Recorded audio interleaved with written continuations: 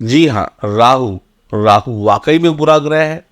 राहु जब बुरा हो जाता है तो आपसे सब कुछ छीन सकता है, आपको रोड पे ले आ सकता है, आपको राहु इतने बुरे दिन दिखा सकता है कि आपके अपने ही आपकी साथ को छोड़ दे।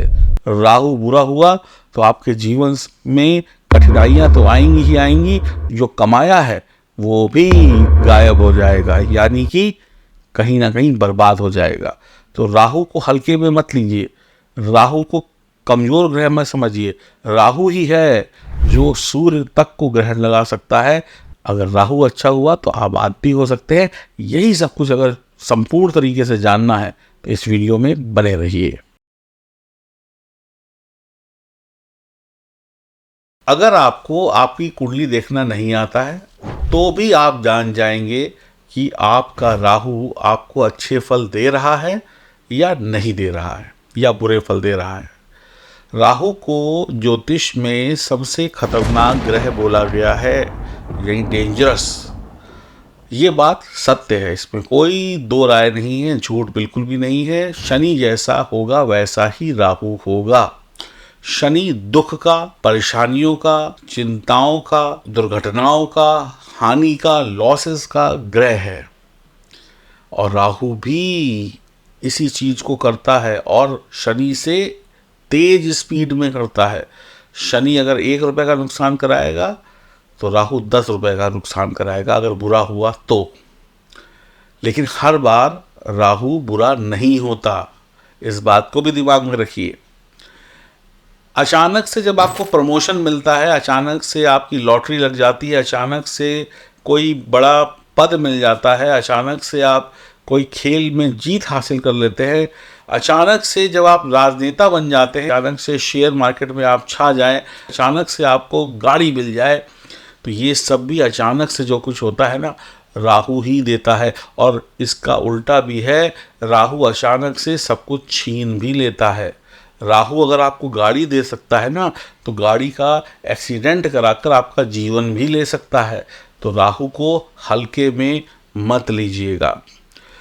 राहु चाहे तो व्यक्ति को रातों रात सोशल मीडिया का स्टार बना सकता है, यानी कि करोड़ों की जनता आपको जान सकती है 1 मिनट में या कुछ मिनटों में। अगर राहु अच्छा है तो आपने एक वीडियो डाली, आपने एक रील डाली और आप हिट हो गए, वायरल हो गए, करोड़ों और लाखों व्यूज आ गए।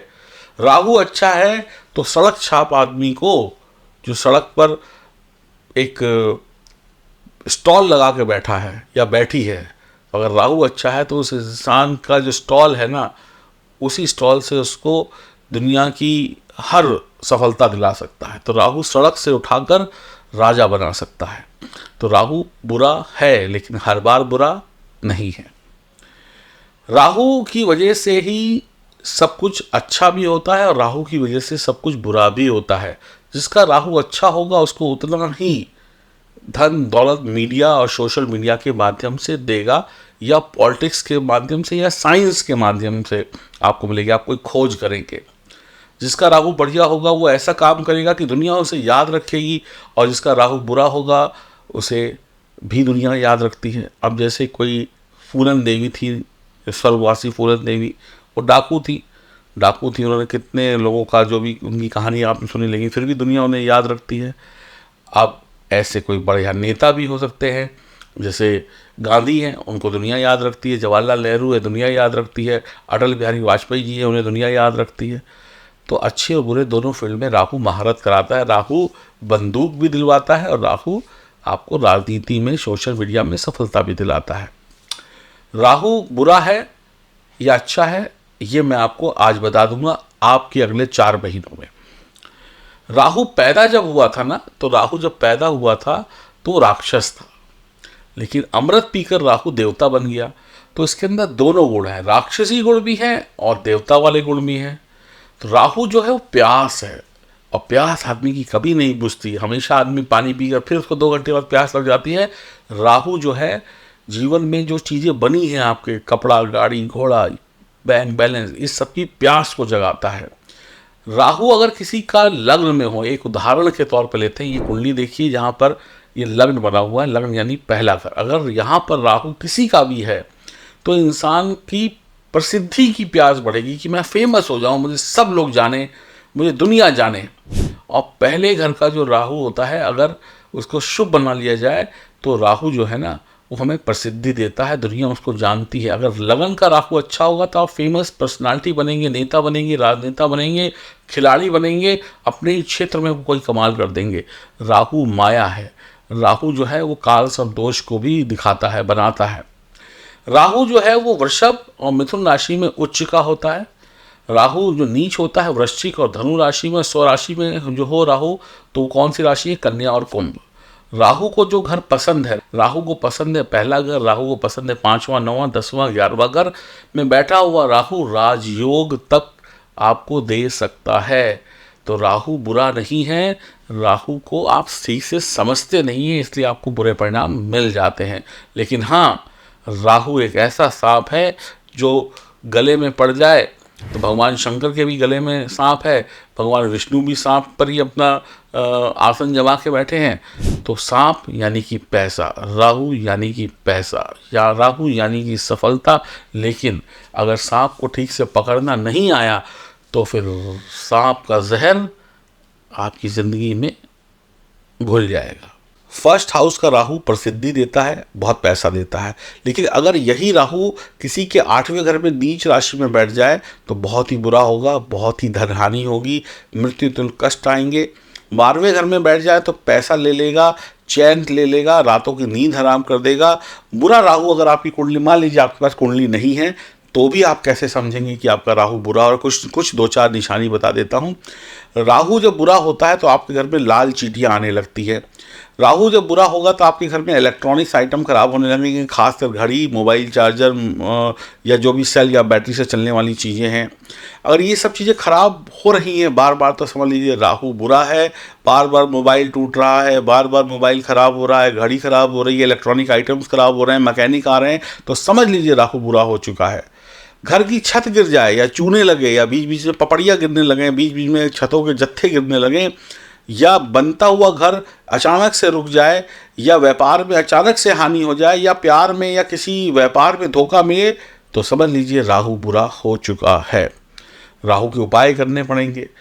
अब मैं आपको बताने वाला हूँ अगले 4 महीनों में आपकी राशि में गोचर में बैठा हुआ राहु आपको क्या फल देगा।